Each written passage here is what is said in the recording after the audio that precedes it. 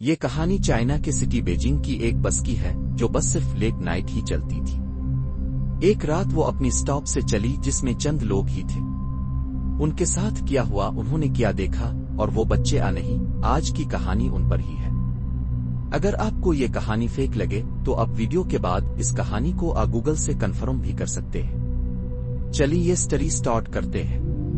بس نمبر 375 رات کو چلنے والی یہ بس اپنے سٹاپ سے نکلی اور اس نے اگلے ہی سٹاپ پر 4 پیسنجرز لیے، جن میں ایک کاپل، ایک جوان لڑکا، ایک بوڑھی عورت، ڈرائیور جو بہت فوکسڈ طریقے سے ڈرائیونگ کر رہا تھا، اور کنڈکٹر جو بیٹھا تھا، کسی سے بات نہیں کر رہا تھا، بالکل سناٹا تھا۔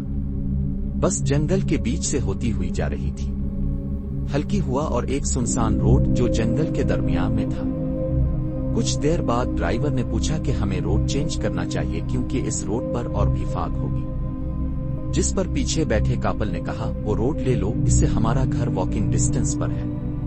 اور کچھ دیر بعد وہ کاپل بھی اتر گیا۔ اب ڈرائیور نے سپیڈ بڑھائی اور بس نارمل چل رہی تھی۔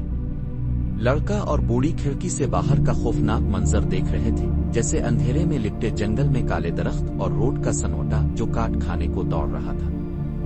اتنے میں بس ڈرائیور نے اچانک سے بس روک دی، جس پر لڑکا بولا، تمہیں یہاں پر بس نہیں روکنی چاہیے، یہ روڈ اسپیڈ سے بھرا ہے اور یہاں کوئی اور وہیکل بھی نہیں چل رہی۔ ڈرائیور بولا، سامنے 3 پیسنجرز ہیں۔ اتنے میں بس میں 3 لوگ چڑھے اور بس کے پیچھے والی سیٹس پر بیٹھ گئے۔ لڑکا بھی اپنی جگہ پر بیٹھ گیا، مگر اب بوڑھی بہت پریشان ہو گئی اور ان تینوں لوگوں پر ہی نظر رکھنے لگی۔ اس نے کنڈکٹر سے بھی یہ بات کہی کہ مجھے یہ لوگ صحیح نہیں لگ رہے، لیکن اس کنڈکٹر نے بات آگے پیچھے کر دی، مگر بوڑھی اب بھی انہیں ہی دیکھ رہی تھی۔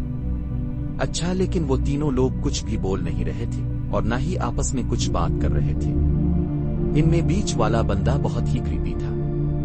کچھ دیر بعد اچانک سے بوڑھی نے لڑکے سے کہا، تم نے میرا پرس چوری کیا ہے، تم واپس کرو، اور اس بوڑھی نے زور زور سے شور کیا۔